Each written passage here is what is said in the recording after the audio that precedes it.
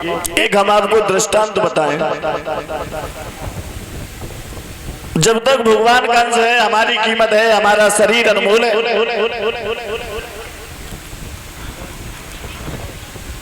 एक हलवाई की दुकान पे परीक्षित जी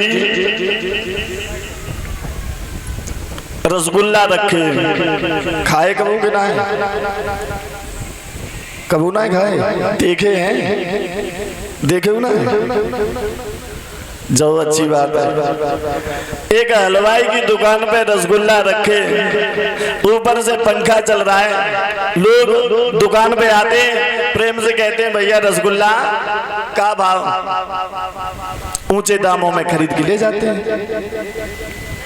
सामने से चीनी की बोरियां लगी जा रही हैं, जिसे ई रिक्शा बोलते हैं, उसमें तो अंदर दुकान से रसगुल्ला बोलो, ओए चीनी बहन जी हमें देखो,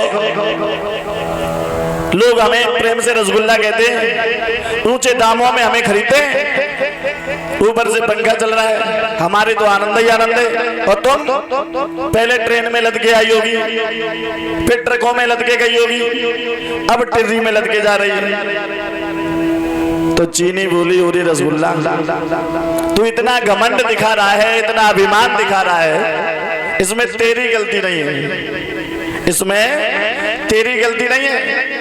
अगर मेरा रस तेरे अंदर नहीं होता तो तू केवल गुल्ला होता, 2 रुपए में कोई नहीं पूछता। मेरा रस तेरे अंदर है, इसलिए तू रसगुल्ला है और ऊंचे दामों में खरीदा जाता है। तो परीक्षित जी, जब तक भगवान का अंश हमारे शरीर में है, तब तक इस शरीर की वैल्यू है, कीमत है।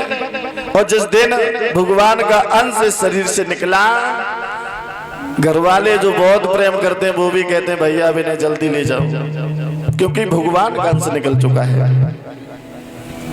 तो इसलिए भगवान की कृपा से हम और आप यहाँ बैठे हैं, तो भगवान की कृपा से ही भगवान की पावन कथा चल रही है।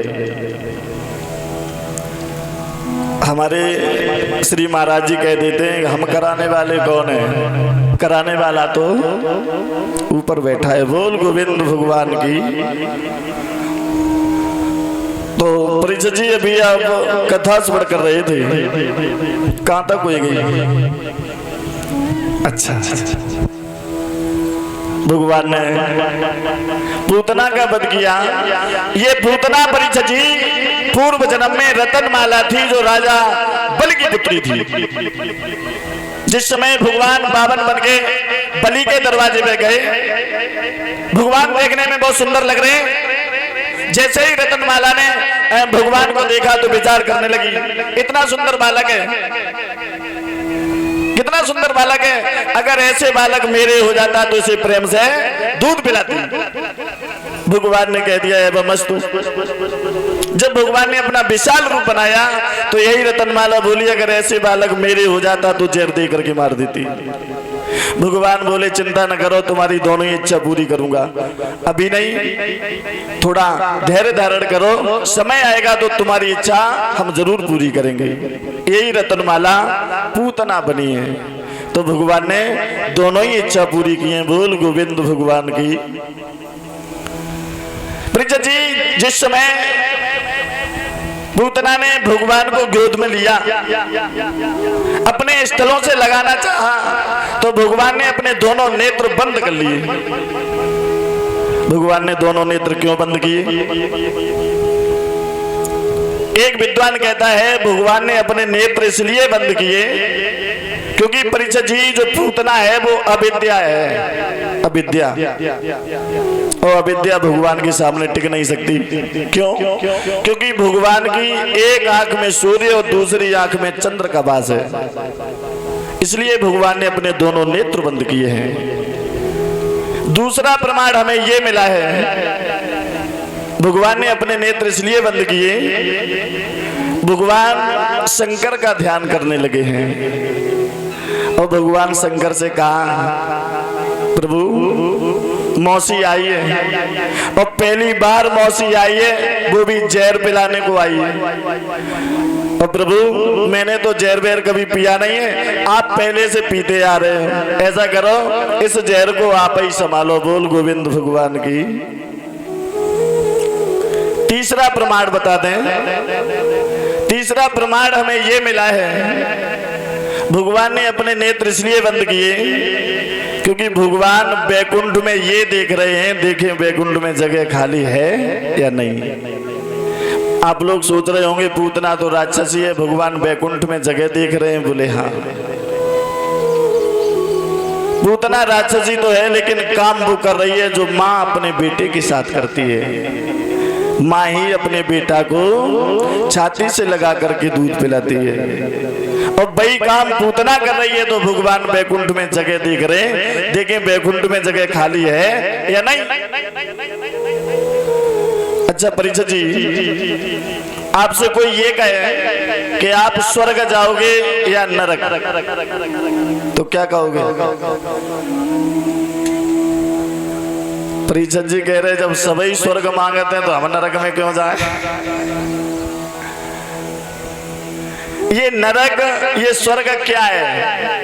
अच्छा एक बात और बता दें, आपने देखा होगा लोग कह देते हैं, ये हमारे पूज्य संत भगवान बैठे हैं ये जानते हैं, लोग कह देते हैं भैया बुरे काम करोगे तो नरक में जाओगे,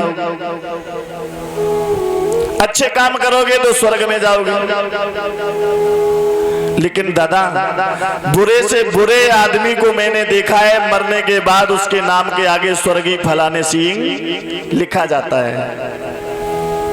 तो जब पापी भी स्वर्ग जा रहे हैं तो फिर हम भजन काय को करें, भक्ति काय को करें जब सभी स्वर्ग जा रहे हैं। छोटी सी बात हम आपको बता दें, स्वर्ग और नरक क्या है? जाते तो सब स्वर्ग में हैं जो पाप करते, जो पुण्य करते, लेकिन अंतर कितना होता है, जो पापी होते हैं वो सीधे नरक जाते हैं और जो धर्मात्मा होते हैं, जो भक्ति करते हैं, जो दान करते हैं, जाना उनको भी नरक पड़ता है लेकिन थोड़े समय के बाद।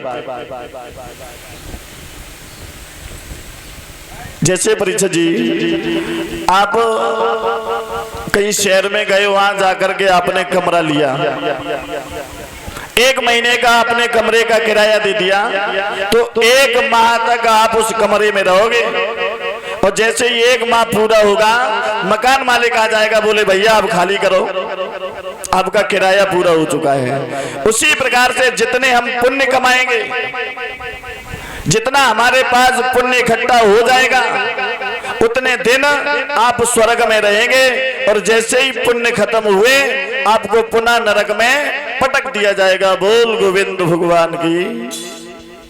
इसलिए परीक्षित जी अगर ज्यादा समय तक स्वर्ग में रहना चाहते हो तो ज्यादा से ज्यादा पुण्य कमाओ। बोल गोविंद भगवान की। आओ श्री अरल गंगा के पावन स्थान पर बैठे हुए व्यास नंदन श्री सुखदेव जी कहते हैं, हे उत्तरानंदन, सबसे पहले भगवान ने